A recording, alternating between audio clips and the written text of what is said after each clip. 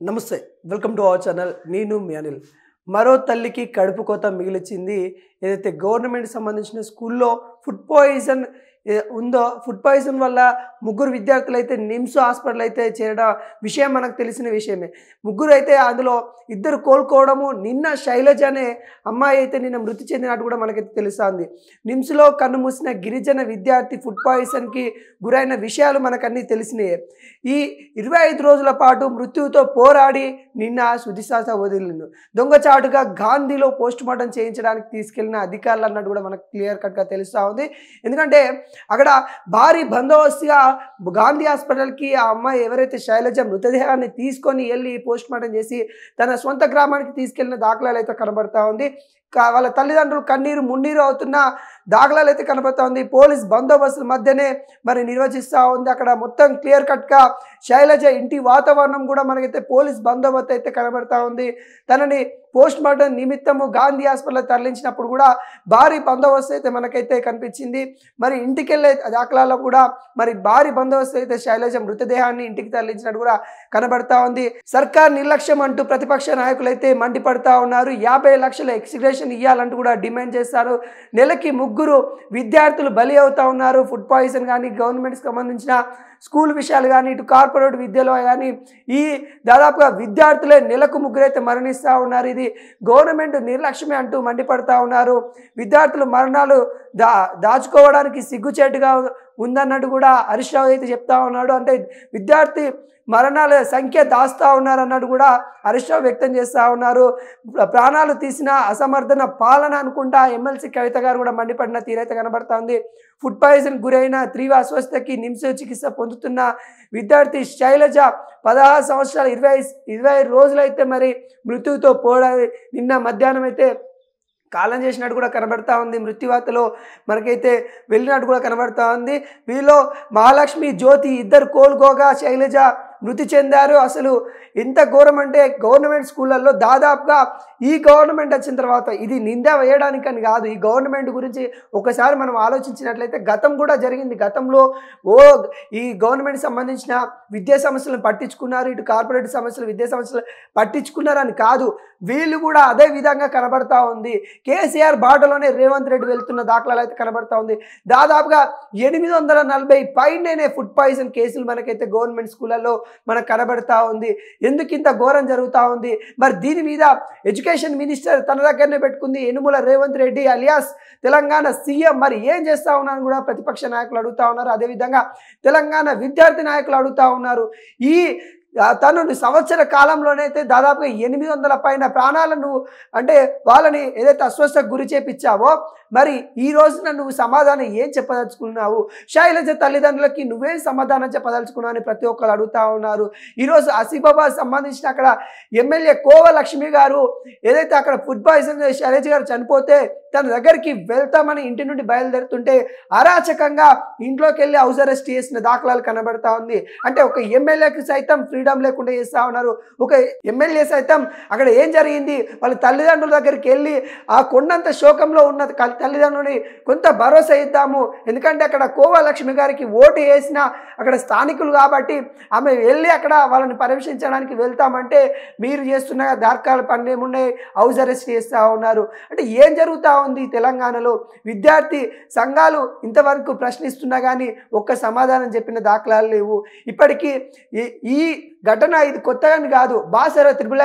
కూడా జరిగింది అక్కడ ఒక విద్యార్థి కూడా సూసైడ్ చేసుకున్న దాఖలాలు కూడా కనబడతా ఉన్నాయి ఎందుకు ఇంత ఘోరం చేస్తూ ఉన్నారు ఈరోజు 16 సంవత్సరాలకే తను ప్రాణాలు కోల్పోవడానికి గల కారకులు ఎవరు అంటే ఇదంతా రేవంత్ రెడ్డి చేపిస్తున్నాడు అని అయితే మేమనైతే అనట్లేదు కానీ రేవంత్ రెడ్డి నిర్లక్ష్యం వల్ల జరుగుతున్న పనులని అంటా ఉన్నాము ఎందుకంటే తను సీఎం హోదాలో ఉన్నాడు ఇటు ఎడ్యుకేషన్ మినిస్టర్ హోదాలో తనే ఉన్నాడు హోమ్ మినిస్టర్ తన దగ్గరనే ఉంది ఇవన్నీ ఏవైతే కీలక మంత్రులన్నీ తన దగ్గర పెట్టుకున్నాడు కాబట్టి ఇవన్నిటికీ బాధ్యత వహించాల్సింది సీఎం రేవంత్ రెడ్డి అని కూడా ప్రతి ఒక్కరైతే చెప్తా ఉన్నారు అంటే ఈ తల్లుల గోస వినిపించట్లేదా ఈ ఏదైతే ఎడ్యుకేషన్ ఎందుకు ఇంత చిన్న చూపు చూస్తూ ఉన్నారు గత పాలకులు ఏదైతే తప్పు చేసిరో మీరు కూడా అదే తప్పు చేస్తూ ఉన్నారు రేవంత్ రెడ్డి ఏమైనా ఎడ్యుకేషన్కి 17% ఏదైతే బిల్లు పెడతామని చెప్పాడు అసెంబ్లీలో దానికి వాటా 17% ఎడ్యుకేషన్కి పెడతామని చెప్పాడు చెప్పారు. కానీ మీరు పెట్టింది దాదాపుగా 7 to 8% మాత్రమే పెట్టారు. అంటే ఎన్నికల్లో హామీ ఇచ్చినప్పుడు మీరేం చెప్పిన మాటలు మీరు మర్చిపోతా ఉన్నారా? ఎడ్యుకేషన్ కోసము గతంలో కేసీఆర్ కూడా అంతే బడ్జెట్ పెట్టిండు. ఆ బడ్జెట్ పెట్టినప్పుడు మీరు గతంలో ఏమన్నారు? 7% ఏం సరిపోతుందా విద్యార్థులకి, విద్యా వ్యవస్థకి? రేపటి రోజున తరగతి భవిష్యత్ మొత్తం ఏదైతే స్కూల్లోనే వాళ్ళకి భవిష్యత్ మొత్తం అక్కడనే తీర్చిదిద్దుతారో అలాంటప్పుడు వాళ్ళకి నిధులు ఎక్కువ కేటాయించాలి. వాళ్ళని మనము ఆ రోజు ప్రయోజకులు చేసి వాళ్ళకి స్కిల్ లాంటి ఇస్తే కనుక మరి రేపటి రోజున వాళ్ళకి బాగుపడతారని కూడా చెప్పిన దాఖలాలు కనబడతా ఉంది. కానీ అధికారం వచ్చిన తర్వాత నువ్వు ఇచ్చిన బడ్జెట్లో కూడా చూసుకున్నట్లయితే తెలంగాణ ఏదైతే విద్యా వ్యవస్థకు కానీ తెలంగాణ యూనివర్సిటీలకు కానీ నువ్వు ఇచ్చిన బడ్జెట్ కూడా కేసీఆర్ని తలపించింది తప్ప వేరే కొత్తగా ఎక్కడ కనిపించలేదని కూడా ఆరోపిస్తూ ఉన్నారు. ఈ ఏదైతే ఫుడ్ పాయిజన్ వల్ల చనిపోయిన విద్యార్థి శైలజకి 50 లక్షల ఎక్స్గ్రేషన్ ఇవ్వాలన్నట్టు కూడా బీఆర్ఎస్ కార్యకర్తలు అయితే మరికొంత డిమాండ్ చేస్తున్న దాఖలాలు అయితే కనబడతా ఉన్నాయి. శైలజ మృతి పట్ల యావత్ తెలంగాణ విద్యార్థి సంఘాలు కూడా సంఘీభావన తెలుపుతూ ఉన్నాయి. ఈ శైలజ మృతితోనైనా ఇప్పటికైనా విద్యార్థుల ఆత్మహత్యలు కానీ విద్యార్థులకు ఈ ఫుడ్ పాయిజన్ వల్ల గవర్నమెంట్ నిర్లక్ష్యం జరిగే వల్ల ఏవైతే జరుగుతూ ఉన్నాయో వీటిని కూడా ఇప్పటితోనైతే ఆపుకోవాలి. వీటిని జరగకుండా మళ్ళీ పునరావృతం కాకుండా చూసుకోవాలి బాధ్యత తెలంగాణ సీఎం విద్యా మినిస్టర్ అయిన యనుమల రేవంత్ రెడ్డి పైన ఉన్నట్టు కూడా ప్రతిపక్ష నాయకులు అయితే మండిపడుతున్న దాఖలాలు అయితే కనబడతా ఉన్నాయి. దాదాపుగా 25 రోజులు తను మృత్యుతో పోరాడింది. దాదాపుగా 10 రోజుల నుండి తను వెంటిలేటర్ మీద పోరాడుతూ ఉంది. కవిత గారు కూడా వెళ్ళారు. ఎమ్మెల్సీ కవిత గారు కూడా వెళ్ళి ఆ అమ్మాయిని మరి పరామర్శించి వచ్చారు. కొండా సురేఖ గారు కూడా వెళ్ళారు. వీళ్ళంతా వెళ్ళి చూసి వచ్చారా? మరి వైద్యం ఏ విధంగా అందుతుందని తెలుసుకొని వచ్చారా? నామ్కేవాస్ వెళ్ళొచ్చారా? మరి అక్కడ వైద్యం అందుతుందా లేదా?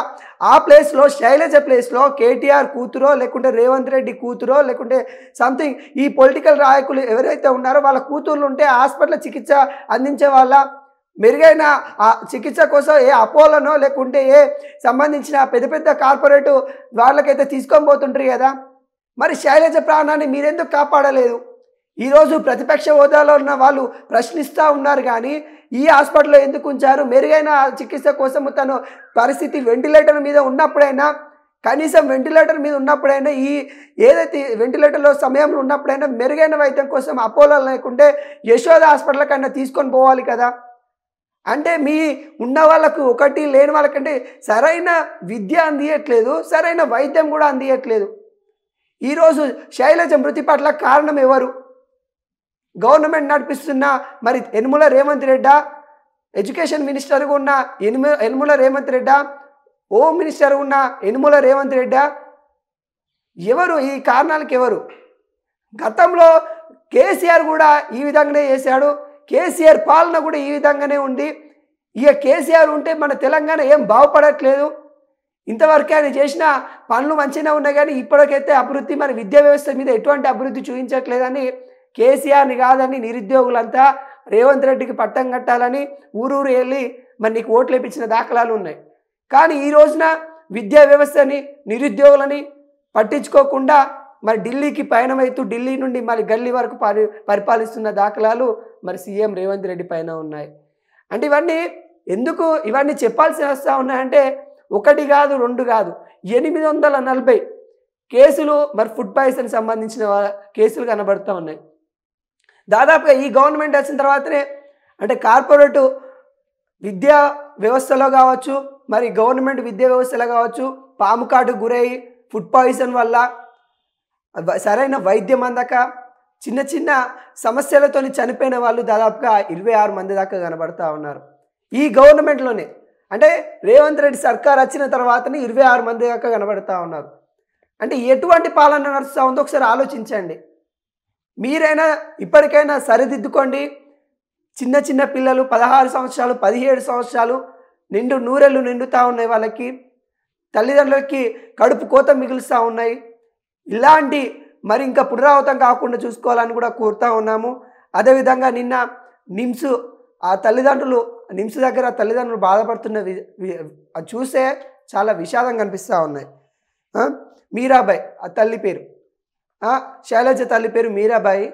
ఆ తల్లి విలపిస్తుంది. గాంధీ హాస్పిటల్ కాడ పోస్ట్ మార్టం అవుతుంటే ఆ తల్లి ఏడ్చుకుంటే కూర్చుంటే కనీసం వీడియోలు కూడా తీయని పరిస్థితి కనబడతా ఉంది. అంటే ఎట్లా ఉంది? ఆ తల్లి కడుపు కోత ప్రపంచానికి మొత్తం తెలియాలి. ఎందుకంటే ఇలాంటి తల్లికి సంబంధించిన కడుపు కోత ఇంకొక తల్లికి రావద్దు. రావద్దంటే ఆ వీడియో వైరల్ అయితే గవర్నమెంట్ దృష్టికి వెళ్తే కనీసం దాన్ని చూసి అయినా సిగ్గు తెచ్చుకొని అయినా పరిపాలన చక్కగా చేస్తారని అధికారులు ఎవరైతే ఉన్నారో గవర్నమెంట్ స్కూల్కి సంబంధించిన అధికారులు కావచ్చు, ఫుడ్ సంబంధించిన అధికారులు కావచ్చు, ఆ కడుపు కోత వినైనా కానీ సిగ్గు తెచ్చుకుంటారేమో. ఎంత బాధ అవుతుందంటే ఆ తల్లి ఎంత కన్నీరు పెట్టుకుంటున్న సిచ్యువేషన్ చూస్తే